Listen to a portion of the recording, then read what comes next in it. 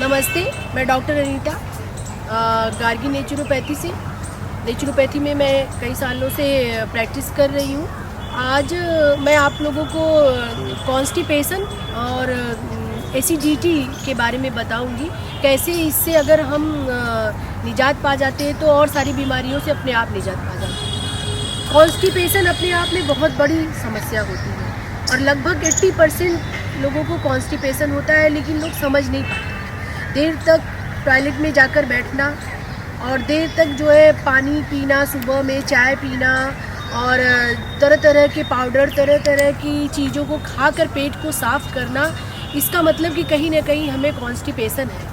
और कॉन्स्टिपेशन और होती है तो जब कॉन्स्टिपेशन का मतलब होता है कि पेट न साफ हो, और पेट में जो एक्सेस पदार्थ जो हम डाइट के रूप में लेते हैं उसका जो मिनरल्स, विटामिन होता है वो तो हमारे उसमें एनर्जी में कन्वर्ट हो जाता है, लेकिन जो उसका एक्सेस होता है जब वो नहीं निकल पाता है, हमारे आंतों में चिपक जाता है, तो उसी को कॉन्स्टिपेशन कहते हैं। जो हमारे गैस के माध्यम से, कभी कभी गले से भी आप लोग देखते होंगे कि बर्क आता है, बहुत आता है तो लगता है कि पूरा जी मिचला जा रहा है। कभी कभी उसमें लगता है कि एकदम एसिड बन रहा है, उल्टी आ जाएगी। इसका मतलब कि आपका लीवर सिस्टम बिल्कुल वीक हो रहा है। इसका मतलब आपका लीवर सिस्टम बिल्कुल फेल हो रहा है, ख़राब हो रहा है। हमें वो प्रकृतिक ने ऐसे बॉडी के अंदर जितने भी इस तरह के इंडिकेशन दिए हैं वो बताते हैं हमें कि आपका लीवर ख़राब है और आपका पेट ख़राब है, इसको साफ़ करने की ज़रूरत है।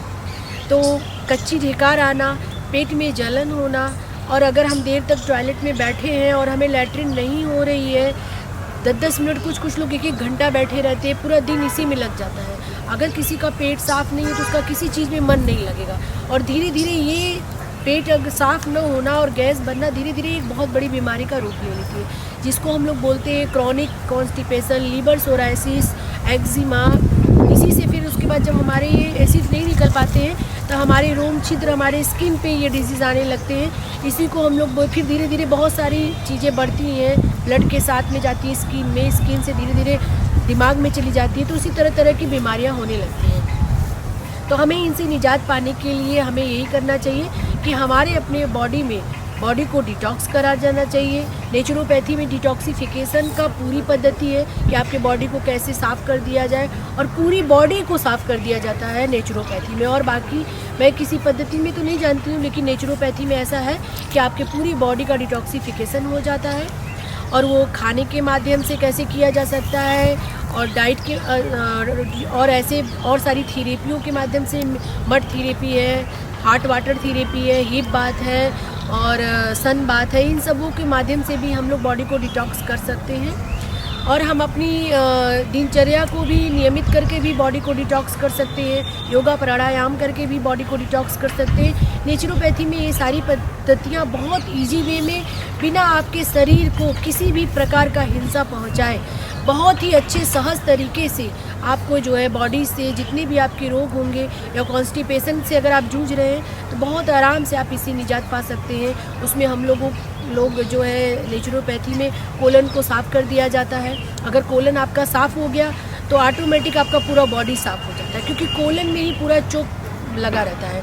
और जैसे ही कहीं पे अगर चोक होता है, अगर वो चोक हटा दिया गया तो पूरा अपना शरीर जो है सफाई का काम करने लगता है, और जो भी हम डाइट के माध्यम से जो भी न्यूट्रिशन लेते हैं वो पूरा हमारे बॉडी में पहुंचने लगता है। तो नेचुरोपैथी से पद्धति से बेस्ट कोई पैथी नहीं है मेरे हिसाब से। अगर इसमें आप आते हैं तो 100% आपको जो है डाइट और पद्धतियों के माध्यम से और नेचुरोपैथी का क्या क्या प्रोसेस है, इसके माध्यम से आपको 100% इलाज जो है मिल जाती है। धन्यवाद आप लोगों को।